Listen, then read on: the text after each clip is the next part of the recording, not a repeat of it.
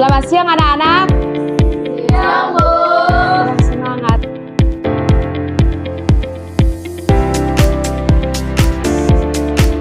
Tujuan pembelajaran hari ini yaitu setelah mengikuti proses pembelajaran siswa-siswi diharapkan yang pertama peserta didik mampu menjelaskan pengertian teks diskusi,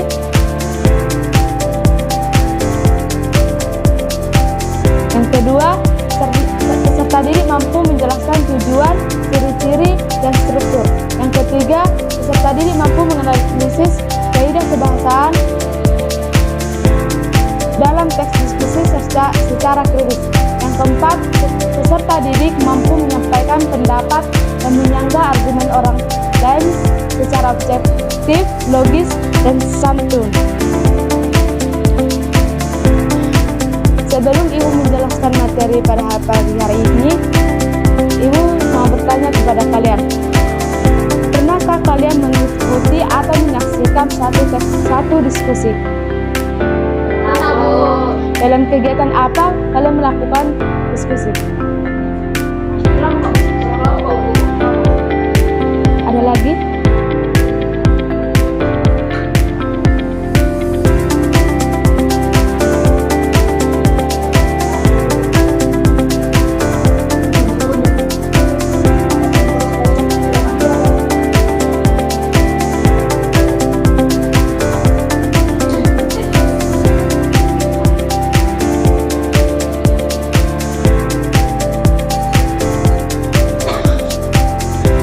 Lalu, mengapa sebuah diskusi sering memberi pendapat yang berbeda-beda?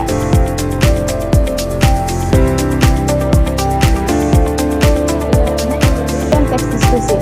Teks diskusi adalah sebuah teks yang memberikan dua pendapat berbeda mengenai isu, argumen, mengenai satu hal, satu pro dan satu kontra, yang menyebabkan kedua belah pihak menjadi saling membicarakan masalah yang sedang dipersoalkan, atau bisa juga didefinisikan sebagai tulisan yang mengulas sebuah masalah atau isu dengan disertai argumen atau pendapat baik yang mendukung maupun yang menentang isu tersebut serta diakhiri dengan simpulan atau rekomendasi penulis.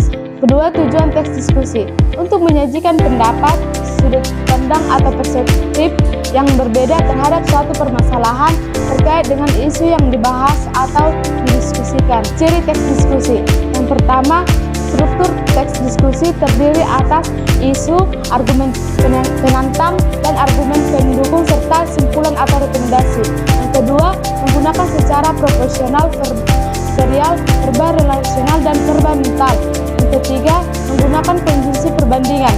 Konjungsi tersebut berguna untuk mempertentangkan kedua gagasan yang berlainan, mempertegas kontras. Yang keempat, menggunakan modalitas dalam membentuk opini dan rekomendasi.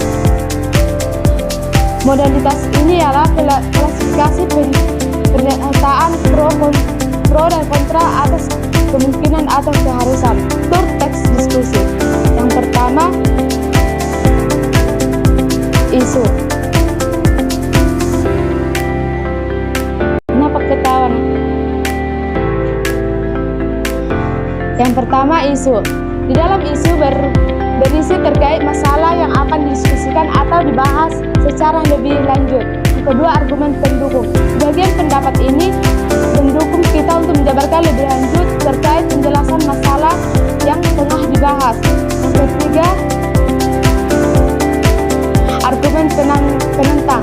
Argumen yang menentang isinya terkait penentangan kepada masalah yang tengah dibahas dengan dilengkapi berbagai alasan pendukung. Jangan ribut anak-anak. Kau kesini jangan ribut.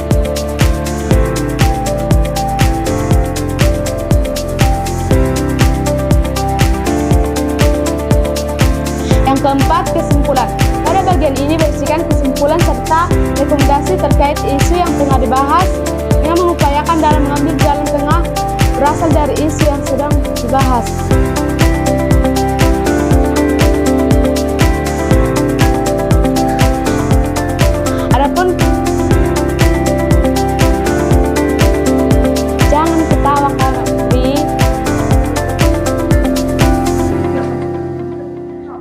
Dari tadi ketawa-ketawa.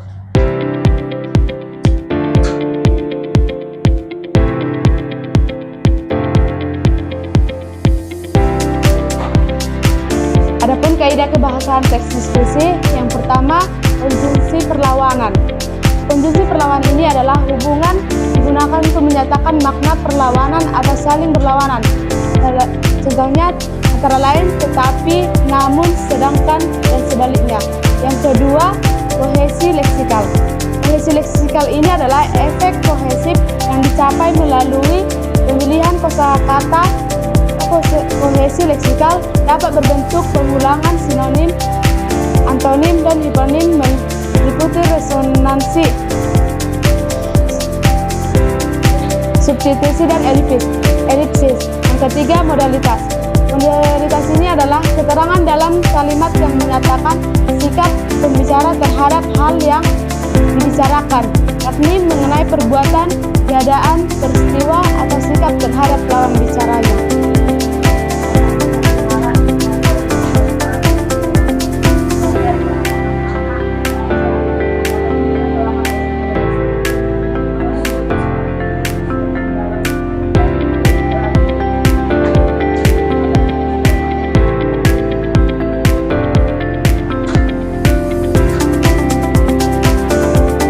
Argumen pendukungnya telah ini.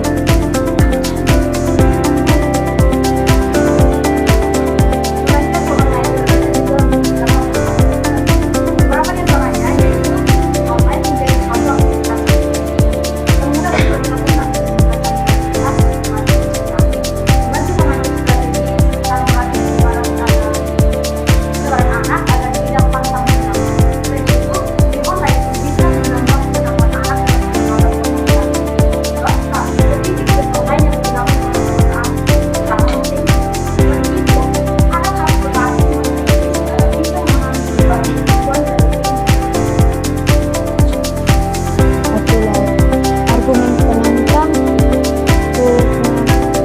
berita.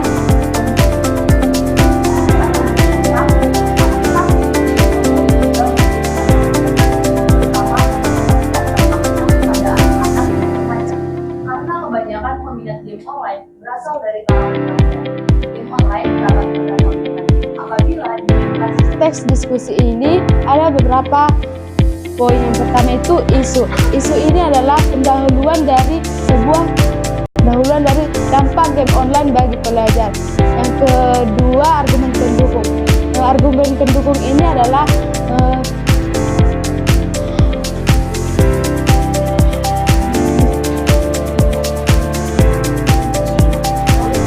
penjelasan yang berdampak positif.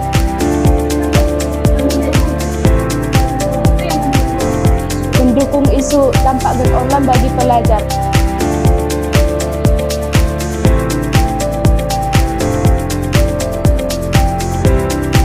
Salah satu ciri-ciri teks diskusi adalah